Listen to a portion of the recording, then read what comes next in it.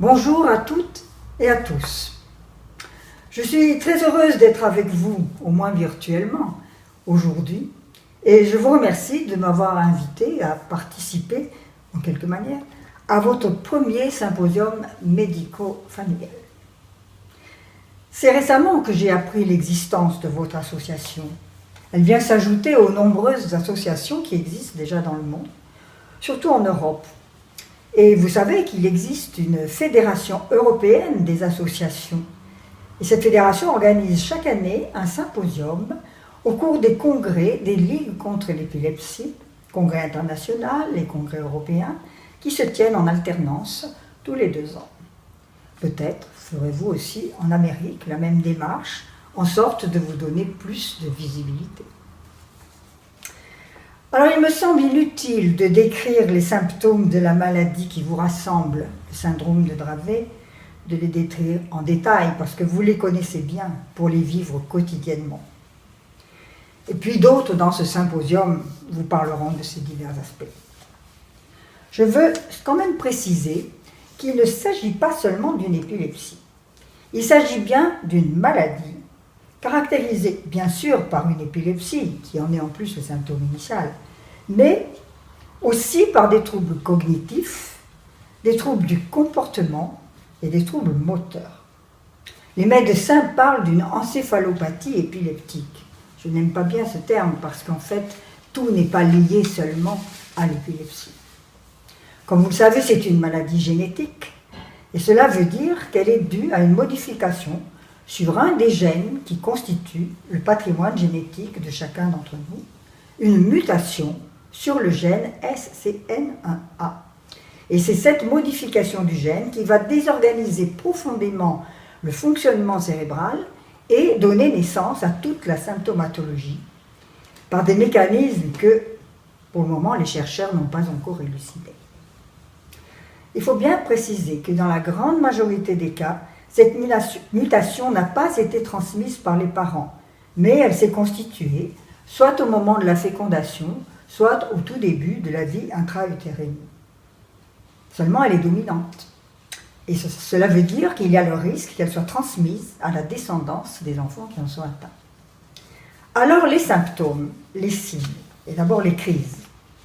Vous savez qu'elles commencent toujours dans la première année, sous forme de convulsions, que l'on considère d'abord comme des convulsions fébriles, c'est-à-dire bénignes, mais qu'elles sont souvent déclenchées, parce qu'elles sont souvent déclenchées par ce qu'on appelle la fièvre, et qui est en fait une élévation souvent modérée de la température, ou alors par un banal état infectieux, ou par un bain chaud, ou par un vaccin.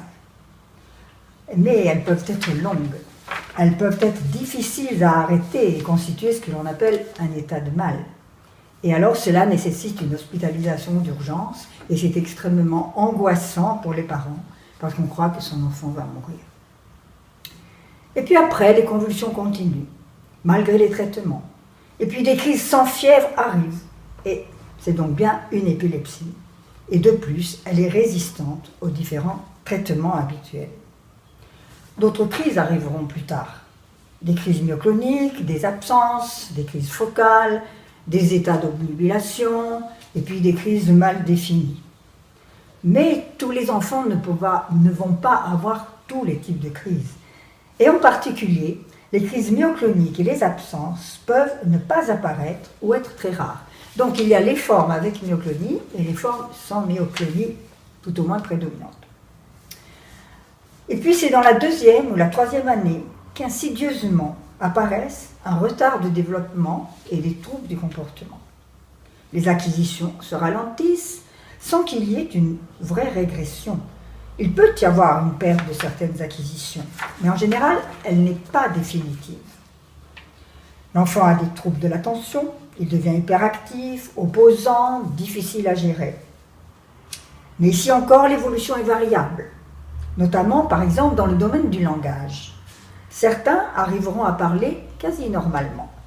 D'autres acquerront un langage seulement rudimentaire, avec des phrases très simples, mais qui leur permet de communiquer avec les autres. D'autres ne pourront pas utiliser le langage verbal et chercheront à communiquer par des gestes, le regard, le comportement. Et rares sont, dans notre expérience, ceux qui deviendront réellement autistes. C'est un autre point que je tiens à souligner. La plupart des enfants avec syndrome de Dravet, même si leur niveau intellectuel est très bas, sont dans la communication. Bien sûr, les traits autistiques sont fréquents. Stéréotypie, obsession, contact visuel fugace, fuite dans la réalité dans les situations difficiles, mais un vrai tableau d'autisme reste rare. Il faut savoir qu'ils comprennent ce qui leur est dit, mais ils ont besoin de temps pour décoder nos paroles, pour élaborer leurs réponses dans leur cerveau, ensuite pour trouver les mots de leurs réponses. Il faut donc être très patient, ne pas les presser par des demandes répétées qui peuvent les stresser et les bloquer. Et certainement, vous avez tous fait l'expérience de ce genre de blocage quand on leur pose des questions. J'ai parlé aussi des troubles moteurs. Qu'en est-il des troubles moteurs? Eh bien, l'ataxie, les troubles de la marche, les troubles de l'équilibre, les troubles de la coordination, de la motricité fine font partie du tableau clinique. Encore une fois, ils sont variables. Certains petits enfants, ce qu'on appelle les toddlers, ils ont de grandes difficultés d'équilibre quand ils apprennent à marcher, mais qui pourront diminuer considérablement avec les années. Et souvent, je montre des vidéos du même enfant au moment où il commence à marcher, quelques mois après, et quelques années plus tard, et on voit très bien la différence. Par contre, chez d'autres, les troubles posturaux et des difficultés à la marche apparaîtront plus tard, progressivement, surtout pendant l'adolescence.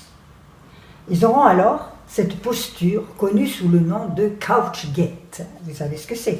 Flexion des genoux, flexion des hanches, flexion du tronc, mais aussi une position particulière des pieds sur leur bord interne, le planus adductus, qui vont tous gêner beaucoup la marche, au point d'en arriver à l'âge adulte à l'utilisation d'un fauteuil roulant pour les grandes distances. Mais ceci ne concerne qu'une partie des patients, et beaucoup d'adultes se tiennent droit et marchent, même s'ils se fatiguent assez vite. L'évolution à long terme, elle est difficile à prévoir. Les crises persistent, dans la plupart des cas, mais elles ont une tendance à la diminution, en fréquence et en intensité. Le plus souvent, les états de mal, les absences, les crises myocloniques, la sensibilité à la fièvre et aux infections disparaissent. Et nous connaissons beaucoup d'adultes qui peuvent rester des mois sans présenter de crise, et celles-ci survenant de préférence pendant le sommeil. Je tiens beaucoup à souligner cette évolution progressive de l'épilepsie vers l'amélioration à l'âge adulte, amélioration qui a été rapportée dans plusieurs études scientifiques, et particulièrement au Japon. Donc il ne faut pas désespérer. Les acquisitions cognitives, elles vont plafonner, à des niveaux très variables, comme nous l'avons dit pour le langage. Le comportement se modifie, l'hyperactivité est remplacée par une extrême lenteur et par de la répétitivité. Et puis, avec l'âge, des moments d'agressivité ne sont pas rares. Habituellement, ils sont plutôt provoqués par les frustrations, les difficultés de compréhension des situations.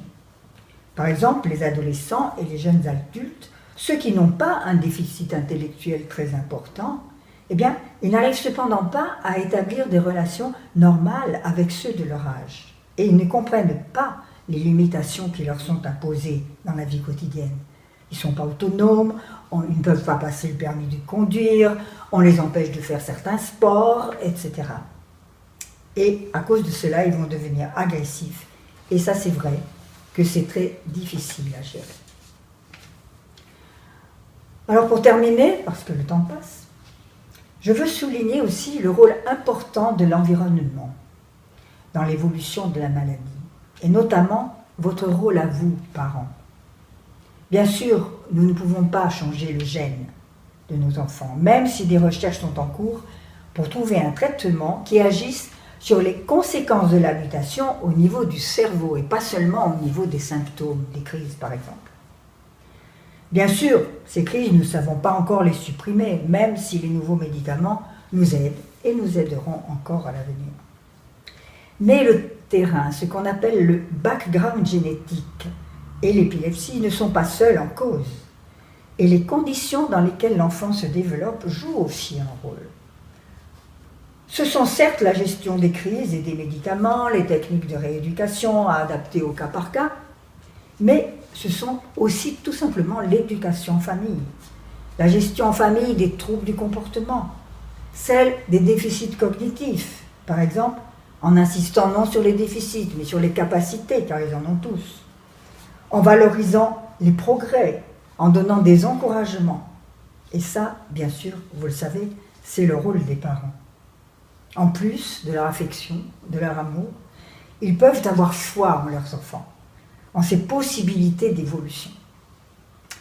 C'est aussi le rôle de l'équipe soignante, médicale et paramédicale, ce qu'on appelle aussi les caregivers, ceux qui s'occupent des enfants en dehors des parents.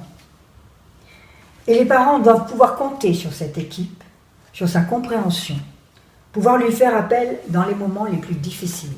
C'est une collaboration étroite entre les médecins et les familles qui va vous permettre de vivre beaucoup moins douloureusement cette maladie.